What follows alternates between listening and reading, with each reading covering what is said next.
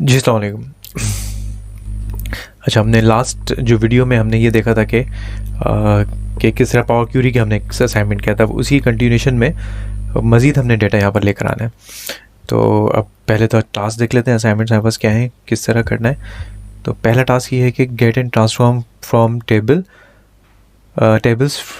Is transform the following tables from Excel file sales. तो product, student and transaction, ये 3 tables हमने लेने हैं सेल्स के टेबल से। देन उसके बाद हमने इसमें क्या करना है कि आगे देखते हैं हम कि product category and product name को हमने इसमें स्प्लिट कर देना है। तो पहले चलते हैं और चल के देख लेते हैं आपस है क्या डेटा। ओके जी, तो पहले फोल्डर में देख लें आपस डेटा है क्या। तो डेटा यहाँ पर देखें, सेल्स का टेबल है, सेल्स की फाइल एक मौजूद है और सेल्स की फाइल में हमारे पास 3 टेबल्स हैं। एक टेबल है जो कि है हमारे पास ट्रांजेक्शन के नाम से, जिसमें फ्रूट्स के कोड आ रहे हैं। देन उसके बाद एनरोलमेंट नंबर, प्रोडक्ट के कोड है, enrolment number, date, cost per unit, price per unit and sales quantity.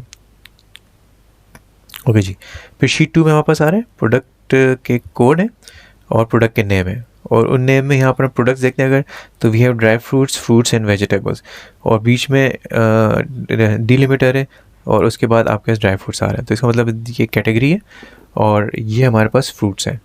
तो टास्क में यहीं पर हमने देखा है कि यहाँ पर we have to separate, split करना है हमने प्रोडक्ट कैटेगरी को प्रोडक्ट नेम से।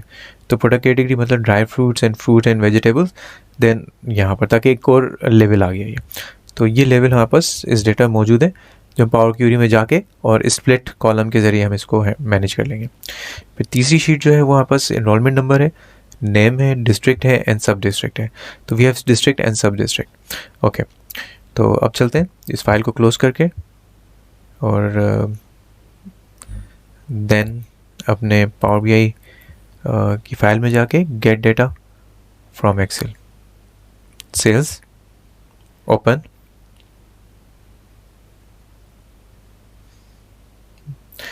ओके। तीनों टेबल्स को सिलेक्ट करके और पहले टेबल पे हमें कोई यहाँ पर हमने स्प्लिट ऑफ करना है। सेकंड टेबल पे हमें कोई ऐसा कोई काम नहीं करना, एवरीथिंग इज ओके। और उसके बाद फिर तीसरे में भी हमें कोई काम नहीं करना, तो इनको हम ट्रांसफॉर्म कर लेते हैं या लोड कर लेते हैं। तो let's do the transformation. Okay जी, ट्रांसफॉर्मेशन में हमने प्रोडक्ट में काम करना था खाली, तो प्रोडक्ट के टेबल में जाके और प्रोडक्ट को हम क्या कर देंगे, देन स्प्लिट कॉलम, डिलिमिटर, और कस्टम ऑलरेडी है और आपको उसने ऑलरेडी सजेस्ट कर दिया कि यहाँ पर डिलिमिटर डैश आ रहा है, ठीक है। तो आप चेंज ऑफ ओके कर दिया आपने, तो दो डिलिमिटेड के ज़रिए से आपको प्रोडक्ट कैटेगरी अलग कर दिया, प्रोडक्ट अलग कर लिया। तो इसको रीनेम कर लेते हैं,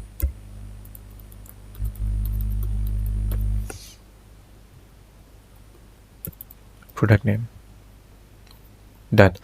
तो अब हम इनको सबको क्लोज एंड लोड कर रहे हैं, close and apply.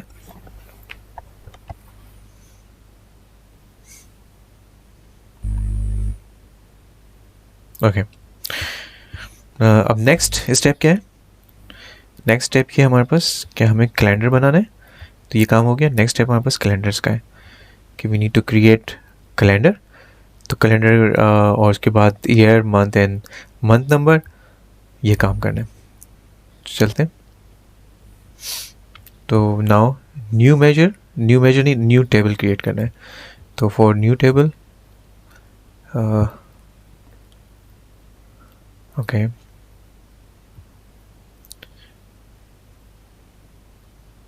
Insert, modelling and view, different. अगर आप व्यूज़ में ये इसकी स्ट्रक्चर चेंज हो रहा होता है, तो इस टेबल में आते हैं तो वी हैव न्यू टेबल यहाँ पर आ रहा है और यहाँ पर न्यू टेबल यहाँ नज़र नहीं आ रहा। चलें, एनीवे आगे पीछे होगा, यहाँ से ले लेते हैं हम लोग। डेटा व्यू में जाके न्यू टेबल क्रिएट कर लेते हैं। तो न्यू टेबल क्रिएट करना है हमने, कैलेंडर, और कैलेंडर के अंदर आपका फंक्शन भी कि फंक्शन ही का नेम भी कैलेंडर है। और फ्रॉम एंड टू में start date and end date. तो स्टार्ट डेट हम क्या करेंगे, जो ट्रांजेक्शन के अंदर डेट है उसकी हम मिनिमम डेट ले लेंगे, और एंड डेट के लिए हम क्या करेंगे, ट्रांजेक्शन की जो मैक्सिमम डेट है वो हम ले लेंगे। तो we need to apply to DAX function minimum and then transaction date और कॉमे के बाद max and then transaction date. Okay जी, ये क्लोज कर दिया। अब बस कैलेंडर क्रिएट हो गया। कैलेंडर क्रिएट होने के बाद now we need to create 3 more columns कह रहा हूँ मैं, 3 more columns। तो न्यू कॉलम, देन मंथ के लिए अगेन फॉर्मेट किसको करना है हमने, कैलेंडर के अंदर डेट को। तो कैलेंडर में डेट को हमने फॉर्मेट करना है, कॉमा, और यहाँ पर फॉर्मेट पूछा है तो फॉर्मेट में आपने कोटेशन के अंदर मंथ MMM 3 दफ़ा दे देंगे तो आपको वो 3 कैरेक्टर में मंथ दे देगा आपको। ओके, तो ओके ये क्लोज कर दिया। तो 3 कैरेक्टर में मंथ आ गया। सिमिलरली हमने ईयर का करना है तो हम बिल्कुल एग्जैक्टली इसको कॉपी करते हैं और न्यू कॉलम और इस दफ़ा कॉपी करके और शुरू में हम सिर्फ ईयर कर देंगे इसको और आखिर में जाके जहाँ MMM है वहाँ पर हम ईयर। तो 4 कैरेक्टर्स का आपके पास ईयर आ गया। तीसरी चीज़ हमने मंथ नंबर करना है, मंथ को कैलकुलेट करना है, सॉर्ट करना है विद द मंथ नंबर। तो यहाँ न्यू कॉलम क्रिएट करके and month number is equals to month and then calendar date. Okay, तो यहाँ पर मंथ नंबर आ गया। तो ये किस लिए बनाया था हमने, ताकि मंथ को सॉर्ट कर सके। तो कॉलम पे जाके यहाँ sort by month number. Okay, तो मंथ नंबर को सिलेक्ट करके हम इसको करते हैं हाइड इन रिपोर्ट व्यू। तो हमारी मंथ कैलकुलेट होगी और हमें 3 टेबल्स और क्रिएट कर लिए। अब हमें नेक्स्ट क्या करना है, नेक्स्ट हमें जाके करना है इसका रिलेशनशिप बिल्ड करना है, कैलेंडर का, ट्रांजेक्शन, प्रोडक्ट एंड स्टूडेंट्स का। ओके, तो चलते हैं डायग्राम व्यू में जाते हैं और डायग्राम व्यू में जाके हम रिलेशनशिप को चेक कर लेते हैं। तो एक यहाँ पास कैलेंडर का टेबल है जो हमें ट्रांजेक्शन के साथ कनेक्ट करना है। तो कैलेंडर को डेट के साथ कनेक्ट करके और देन इसकी डेट को हम हाइड कर देते हैं। तो हाइड करने के लिए यहाँ पर इसकी आइज़ को क्लोज कर दें तो ये हाइड हो जाएगा। तो इसी तरह हम ये बाकी जितनी भी चीज़ें हमारे पास उनको हाइड करते हैं। प्रोडक्ट कोड भी ज़रूरत नहीं है, I think product code enrolment है, प्रोडक्ट कोड की ज़रूरत पड़ेगी। This your product code. Okay, repeat हो रहा है, इसको भी हाइड कर देते हैं एंड देन इसको भी हाइड कर देते हैं। और कोई और चीज़ किसी और टेबल में अगर हमने हाइड करनी है वो देख लेते हैं। ओके जी, तो ये और का हमें कुछ नहीं करना। तो हम वापस चलते हैं टेबल में और देन अब हमें कुछ मेजर्स और क्रिएट करने हैं। तो मेजर्स क्या क्रिएट करने हैं, वो सिंपल मेजर्स हैं। चलते हैं, तो ये रिलेशनशिप हमने बिल्ड कर दी। अब हमारे पास ये 3 मेजर्स है, unit sold, cost of sales and profit. ठीक है, तो ये 3 क्रिएट करने हैं। तो चलते हैं, ट्रांजेक्शन को पहले देख लेते हैं।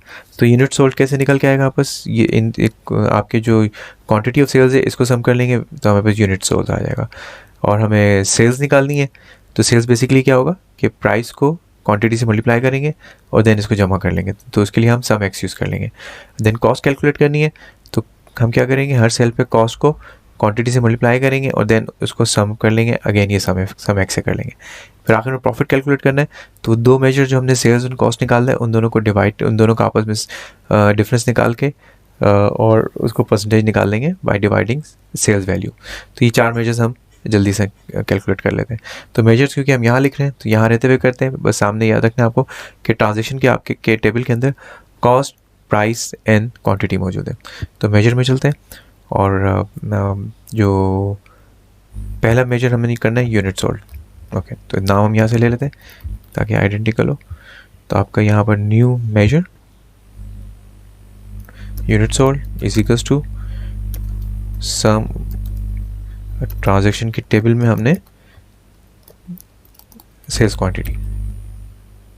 ओके जी, ये हो गया। मेजर के अंदर हम इसको डेसिमल को कम कर लेते हैं। ओके, उसके बाद फिर हमारे पास न्यू मेजर में हमारे पास सेकंड मेजर क्या होगा, सेकंड मेजर हमारे पास कॉस्ट कैलकुलेट करनी है। तो then new measure cost calculate करनी है। और कॉस्ट कहाँ से कैलकुलेट करनी है, हम सम एक्स यूज़ करेंगे, सम एक्स इस पर अप्लाई करेंगे ट्रांजेक्शन के टेबल पे। तो मतलब क्या होगा, ट्रांजेक्शन के टेबल पे जाके और हम एक्सप्रेशन जो ना हर रो पे कैलकुलेट करेंगे। वो एक्सप्रेशन क्या है कि आप क्यों कॉस्ट कैलकुलेट कर रहे हैं, तो कॉस्ट आपके पास कॉस्ट पर यूनिट आपके इस ट्रांजेक्शन के टेबल पे, उसको मल्टीप्लाई कर देंगे आप क्वांटिटी। तो क्वांटिटी आपके इस ट्रांजेक्शन के टेबल पे उसको कॉस्ट से मल्टीप्लाई कर दिया, और ये रिजल्ट हर इस टेबल के अंदर हर रो में कैलकुलेट होगा, और सारे जो रिजल्ट आएंगे उनको वो ओवर सम कर लेगा। तो this is how sum X works. तो ये आपने मेजर कैलकुलेट कर लिया, और मेजर के अंदर हम इसको कॉमा सेपरेटर कर लेते हैं। इसी तरह हम नया मेजर है बस न्यू मेजर कैलकुलेट कर रहे हैं सेल्स का। तो सेल्स का measure is equal to again sum X use करेंगे, और सम एक्स कहाँ पर अप्लाई कर रहे हैं, हम ट्रांजेक्शन के टेबल पे अप्लाई कर रहे हैं। और ट्रांजेक्शन के टेबल पे हमें क्या चाहिए, सेल्स प्राइस चाहिए हमें। तो प्राइस कहाँ मौजूद है, transaction price per unit, then multiply करना है उसको हमें क्वांटिटी से। क्वांटिटी कहाँ मौजूद है, सेल्स टेबल में क्वांटिटी मौजूद है। इसको ओके किया, और देन इस मेजर में हमने 1000 सेपरेट। तीसरी चीज़ हमने क्या कैलकुलेट करनी है, प्रॉफिट परसेंटेज कैलकुलेट करनी है। ओके, तो प्रॉफिट कैलकुलेट कर लेते हैं। तो again new measure, profit is equals to, profit कैसे कैलकुलेट होगा, आप डिवाइड करेंगे, डिवाइड का फंक्शन यूज़ करेंगे, और न्यूमरेटर में क्या रखना है हमने, सेल्स माइनस कॉस्ट जो हमने मेजर बनाए। तो ये आपका प्रॉफिट हो गया। Then comma separator for denominator, denominator में आप क्या करेंगे, सेल्स रख लेंगे। तो ये क्लोज करते हैं। Now we have profit. Okay जी, तो ये परसेंटेज में है, तो इसको परसेंटेज में कर लेते हैं। Okay, we have done it. अब हमें मेजर बनाना है, विजुअलाइजेशन करनी है। तो विजुअलाइजेशन में हम दोबारा यहाँ पर आ जाते हैं, और पेज 2 क्रिएट करके सबसे पहले we have name of employees students. तो यहाँ पर हम टेबल ले लेते हैं, और टेबल के अंदर हम नेम ऑफ एम्प्लॉय ले लेते हैं, स्टूडेंट्स ले लेते हैं। तो वो स्टूडेंट्स के अंदर नेम ऑफ स्टूडेंट आ गया, और नेम के साथ एनरोलमेंट भी ले सकते हैं। ओके, इसको क्लिक कर देते हैं, इसके साइज़ को थोड़ा सा बढ़ा देते हैं। साइज़ को हम वैल्यू में जाके, और वैल्यू में जाके हम इसके साइज़ को हम इंक्रीज़ कर लेते हैं। ओके, ये साइज़ इंक्रीज़ कर लिया। ओके गुड, तो ये काम हो गया। सेकंड, फिर हमारे पास कार्ड्स हैं, 3 कार्ड है, प्रॉफिट, सेल्स एंड कॉस्ट का। तो हम सिंपल कार्ड सेलेक्ट कर लेते हैं। कार्ड सेलेक्ट कर लिए, और इस कार्ड के अंदर हम पहला मेजर कौन सा यूज़ कर रहे हैं, सेल्स का। ओके, तो सेल्स का मेजर हमने अप्लाई कर दिया। तो सेल्स का मेजर है, और इस कार्ड को हम थोड़ा सा छोटा कर लें। इसके अंदर आपने कोई अगर फॉर्मेटिंग करनी है तो फॉर्मेटिंग कर सकते हैं।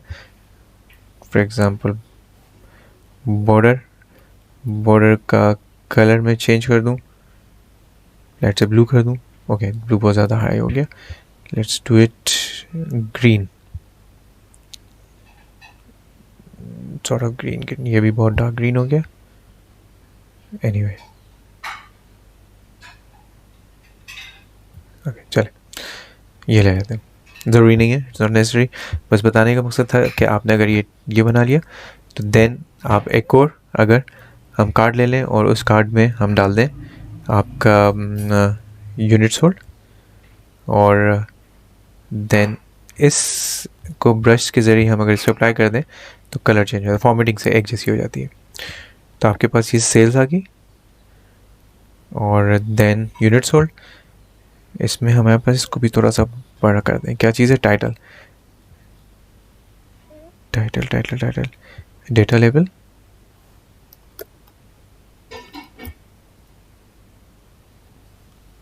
ओके, डेटा लेवल ये होता है। तो हमारे पास दूसरी चीज़ क्या है,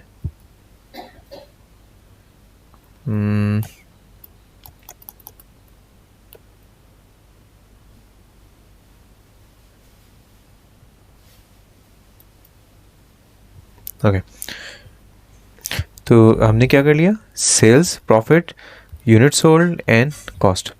तीसरा बनाते हैं, और उसमें हमने यूनिट कॉस्ट भी निकाल लेते हैं। तो sales, profit and unit sold, ये नहीं चाहिए था हमें। अच्छा, I am not liking this colour. तो अब मैं काम कर रहा हूँ कि इस ब्रश को इस पे, और इस ब्रश को इस पे अप्लाई कर देता हूँ, और मैं सिंपली सिर्फ बॉर्डर्स लेकर आ रहा हूँ। ओके, तो बॉर्डर्स को लेके और सॉरी बॉर्डर्स ले लेते हैं, मुझे बॉर्डर्स को ले लेते हैं। ओके, ये बॉर्डर्स ले लिया, तो बॉर्डर्स को अप्लाई कर लेते हैं इस पर भी एंड देन इस पर भी अप्लाई कर लेते हैं। तो क्या चीज़ें थी यहाँ पर, प्रॉफिट, सेल्स एंड कॉस्ट। तो प्रॉफिट, सेल्स एंड कॉस्ट, तो यूनिट कॉस्ट 2 दफ़ा हो गया, तो यहाँ पर प्रॉफिट की ज़रूरत है हमें।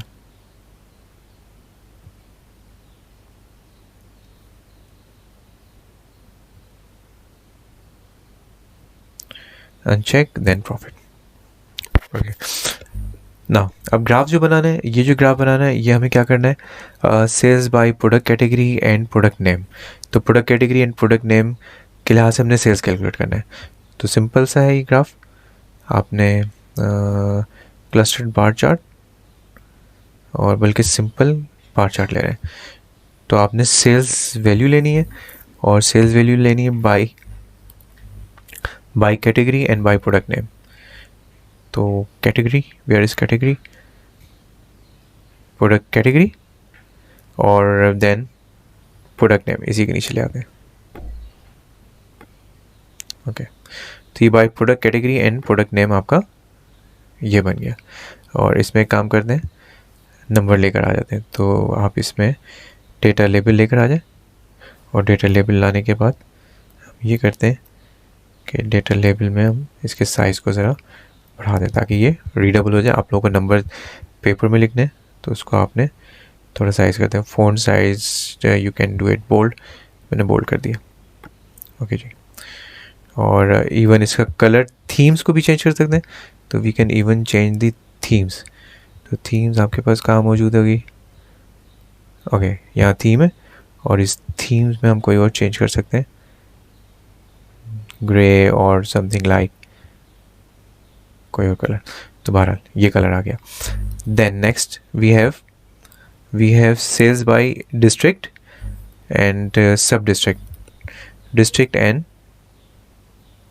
प्रोडक्ट कैटेगरी हो गया and sales by district and sub district. Okay जी, तो अगेन इसको हमें काम करते हैं, इसी को कॉपी कर लेते हैं, पेस्ट कर लेते हैं और ये बस पेस्ट हो गया। या हम एक काम करते हैं, इसको नहीं करते, नया बनाते हैं। नया ग्राफ हम ऐसे ये वाला बना रहे हैं जो कि क्या है आपका स्टैक्ड कॉलम चार्ट, और इसमें अगेन सेल्स वैल्यू ही लेनी है। तो आपके पास सेल्स वैल्यू आ गई और सेल्स वैल्यू को लेके और आपने बाय डिस्ट्रिक्ट एंड, तो डिस्ट्रिक्ट एंड सब डिस्ट्रिक्ट, तो डिस्ट्रिक्ट ले लिया और सब डिस्ट्रिक्ट को भी यहीं पर ड्रैग कर लिया। तो ये 2 लेवल पे लेकर आ गए। ओके जी, तो फॉर्मेटिंग हमें काम करें, इसकी फॉर्मेटिंग को लेके पे स्पेशल फॉर्मेट कर देते हैं। तो हमने फॉर्मेटिंग, ओके जी, 3 नंबर्स पे आ गए। तो अब आपने इसको बंद कर लेते हैं, थोड़ा सा स्पेस हो जाएगा और इन नंबर्स को हम थोड़ा सा छोटा कर लेते हैं, इनकी इतनी जगह की ज़रूरत नहीं है हमें। एंड देन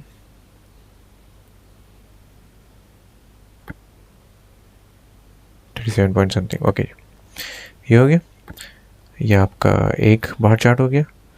इस बार चार्ट को हम थोड़ा सा ऐसा कर लेते हैं और थोड़ी सी हमें जगह चाहिए एक और उसके लिए, ये हमने 2 बना लिए। ओके, इसको थोड़ा सा कहीं और कर लेते हैं, आई थिंक यहाँ, एंड इसको यहाँ रख लेते हैं, इनको कहीं और ले आते हैं, थोड़ी सी जगह बना लेते हैं, ये 2 यहाँ आ जाते हैं। ताकि अब हमारे पास लास्ट जो ग्राफ है, लास्ट ग्राफ कौन सा है हमारे पास, ये हमारे पास एवरेज कॉस्ट जो हमने कैलकुलेट की है। एवरेज कॉस्ट कैलकुलेट की थी हमने मिस कर दी एवरेज कॉस्ट।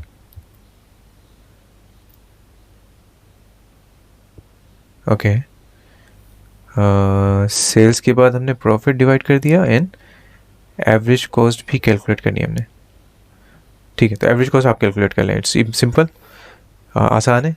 एवरेज कॉस्ट कैसे कैलकुलेट करेंगे,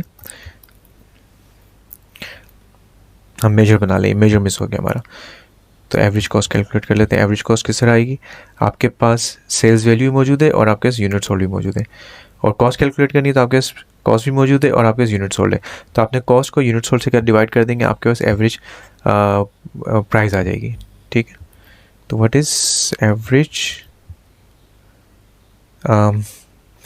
average cost per by month. तो हम यहाँ पर इस मेजर का नाम दे देते हैं average cost is equals to, तो आपने डिवाइड करना है, डिवाइड किसको करना है, आपने कॉस्ट को डिवाइड करना है, कॉस्ट के मेजर को डिवाइड कर देना है विथ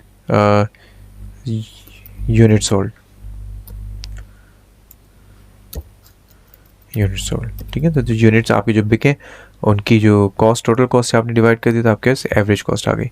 ओके जी, तो बस अब ये मेजर बन चुका है। तो हम एक काम करते हैं, अपना लाइन चार्ट हम ले लेते हैं, this is your line chart, और लाइन चार्ट को लेके देन हम इसमें एवरेज कॉस्ट कैलकुलेट करते हैं और इसको बाय मंथ हम स्लाइस कर देंगे। और देन इसमें एक काम और करते हैं, इसमें हम जो है ना एक्सेस में आपके पास डेटा लेबल की ज़रूरत है, और डेटा लेबल को हम एक काम करते हैं, डेटा लेबल में जाके इसकी साइज़ को हम बढ़ा देते हैं ताकि विजिबल हो जाए, और प्लस डेटा लेबल के विजिबल करने के साथ साथ जो आपके पास एक्स एक्सिस है, एक्स एक्सिस में जाके इसके साइज़ को बढ़ा दें ताकि मंथ भी विजिबल हो जाए। ओके गुड, सही हो गया ये।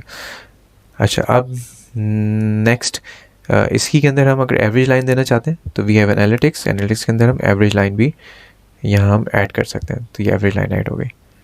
ओके, तो now we are done.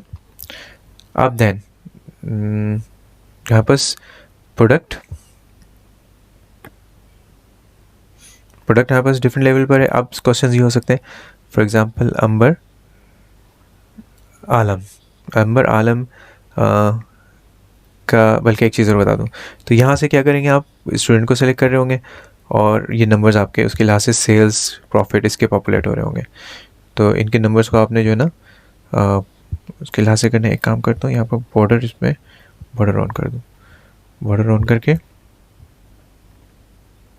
On कर दिया, अप्लाई कर दिया मैंने, ठीक है जी। तो एक तो नंबर ये हो गया। दूसरा ये देखिएगा यहाँ पर डिस्ट्रिक्ट एंड सब डिस्ट्रिक्ट आ रहा है, तो यहाँ पर central, west, east, Korangi, south.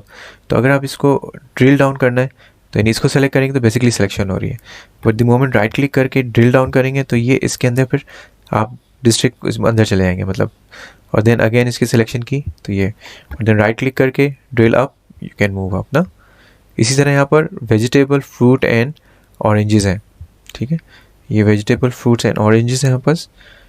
तो डेटा लेवल और उसके बाद एक्स एक्सिस, ओके ठीक है। तो आपके पास वेजिटेबल सेलेक्ट किया तो वेजिटेबल आ गया, और वेजिटेबल के अगर राइट क्लिक करके ड्रिल डाउन करेंगे तो वेजिटेबल के अंदर चले आएंगे जिसके अंदर आपके पास कॉर्न वगैरह, और इसको आप एक्सपेंड करके यहाँ से भी देख सकते हैं। तो सवाल हो सकता है कि आपके पास पोटैटो की सेल्स कितनी है, तो पोटैटो सेलेक्ट किया कंट्रोल के साथ, अगर जैसे असवन यार ने कितनी सेल्स की, तो असवन यार को सेलेक्ट करके देन पोटैटो, ओके, असवन यार ने पोटैटो सेल ही नहीं किया, ओके, तो इसलिए प्रॉब्लम हो गई है।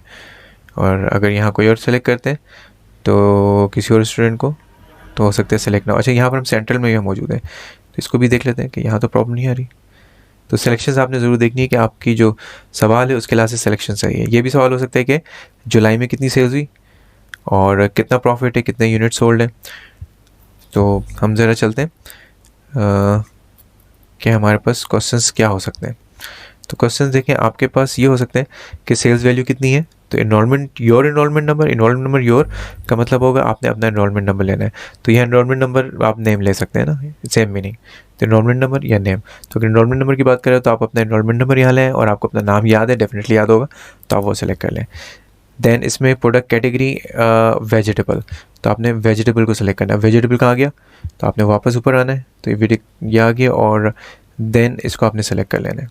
तो सेलेक्ट कर लेंगे और आप अपने इनरोलमेंट नंबर या नाम सेलेक्ट कर लें। तो उससे रिलेटेड इन्फॉर्मेशन, अगर यहाँ जैसे सेल्स वैल्यू की बात हो रही है तो वो सेल्स वैल्यू आपने यहाँ पर लिख देनी है carefully. Profit, your enrolment number for example, average cost, ये ज़रूरी नहीं है यूँ एक्स में चेंज होगा, ये मैंने थोड़ा चेंज कर दिया। तो एवरेज कॉस्ट मंथ जुलाई है, और फ्रूट मैंगो, तो आपने क्या मंथ जुलाई का देखना है, और फ्रूट मैंगो। तो फ्रूट की बात हो रही है तो फ्रूट मैंगो, तो मतलब फ्रूट के अंदर आपने ड्रिल डाउन करके फ्रूट में जाना है, और फ्रूट में फिर आपने मैंगो की अगर बात हो रही तो मैंगो सेलेक्ट करना है, मैंगो सेलेक्ट करेंगे और आप देखेंगे जुलाई में कितनी सेल्स है, 15.62 एवरेज कॉस्ट है। तो आपने एवरेज कॉस्ट जो है वो आपने फ्रूट की दे देनी है, ठीक है, month of July mango orange.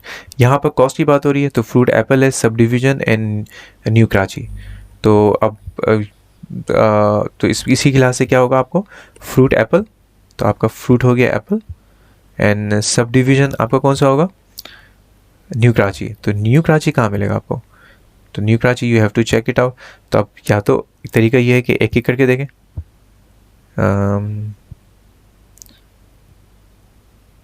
एक एक में जाके आप देखेंगे, इसको ड्रिल डाउन करके 1 बाय 1 जाके देखेंगे कि न्यू कराची कहाँ है। और एक और तरीका ये है कि डायरेक्ट डबल बुक करके और आपके पास ये पूरी डिटेल खुल गई है, पूरी डिटेल खुल गई, तो then what you can do is कि आप पूरा सेलेक्ट कर लें और इसमें देख लें न्यू कराची की तरह। तो न्यू कराची आपने सेलेक्ट कर लेना है, तो this is your new Karachi. और सिलेक्शन के लिए ज़ाहिर है हमें ये इसको रोकना पड़ेगा। तो वी हैव न्यू कराची की सिलेक्शन कर ली और इसको एक काम कीजिएगा, हवर ऑन करके ज़रूर देख लिया करें क्योंकि बाज़ों का समझ में नहीं आता। तो न्यू कराची ही सेलेक्ट हुआ हुआ है, जैसे हवर ऑन करेंगे तो देखिए लिखा हुआ आ गया न्यू कराची। तो आपने न्यू कराची सेलेक्ट कर लिया। नंबर 2 क्या चीज़ सिलेक्शन है, यहाँ पर दूसरी सिलेक्शन है आपने एप्पल को सेलेक्ट करना है, तो कंट्रोल के साथ रखना है और यहाँ पर आपने एप्पल सेलेक्ट कर लिया। तो नाउ सिलेक्शन किसी हुई हुई है, फ्रूट एप्पल की सिलेक्शन है, ठीक है, और यहाँ क्या सिलेक्शन हुई आपकी, न्यू कराची। तो उसकी टोटल सेल्स कितनी हुई, ठीक है, टोटल सेल्स कितनी, कॉस्ट कितनी आई है, तो कॉस्ट नज़र आ रही है, इसकी कॉस्ट कितनी है, कॉस्ट यहाँ पर कैलकुलेट नहीं की तो आपने कॉस्ट निकालनी होगी, कैलकुलेट करनी होगी। एनीवे तो इस तरह आपने इसको सॉल्व करना है इंशाल्लाह। चलें जी अब